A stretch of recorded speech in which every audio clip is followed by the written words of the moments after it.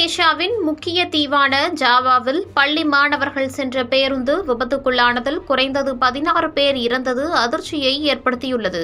இந்தோனேஷியாவின் மேற்கு ஜாவா மாகாணத்தில் உள்ள சுபாங் பகுதியில் சுற்றுலா சென்ற பள்ளி மாணவர்கள் மற்றும் ஆசிரியர்கள் பயணித்த பேருந்து விபத்துக்குள்ளானதில் 16 பேர் உயிரிழந்தனர். இந்த பேருந்தில் மேல்நிலைப் பள்ளியைச் சேர்ந்த மாணவர்கள் மற்றும் ஆசிரியர்கள் இருந்தனர். அவர்கள் தங்களது பட்டமளிப்பு விழாவை கொண்டாடுவதற்காக சுற்றுலா சென்றபோது இந்த விபத்து நிகழ்ந்தது. பேருந்து ஒரு சரிவான சாலையில் இறங்கிக் கொண்டிருந்தபோது திடீரென கட்டுப்பாட்டை இழந்து சாலையின் மறுபக்கத்திற்கு சென்றது. அங்கு ஒரு கார் மற்றும் சில மோட்டார் சைக்கிள்கள் மீது மோதிவிட்டு இறுதியில் கவிழ்ந்தது. உயிரிழந்த 16 பேரில் பெரும்பாலானோர் மாணவர்கள். மேலும் 20க்கும் மேற்பட்டோர் படுகாயமடைந்து மருத்துவமனையில் சிகிச்சை பெற்று வருகின்றனர்.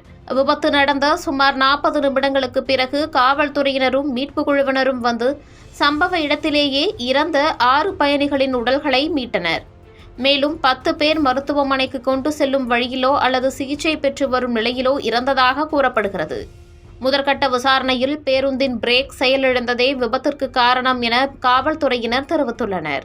பேருந்து மிகவும் பழையதாக இருந்ததா அல்லது பராமரிப்பு குறைபாடு காரணமா என்பது குறித்து மேற்கட்ட விசாரணைகள் நடைபெற்று வருகிறது.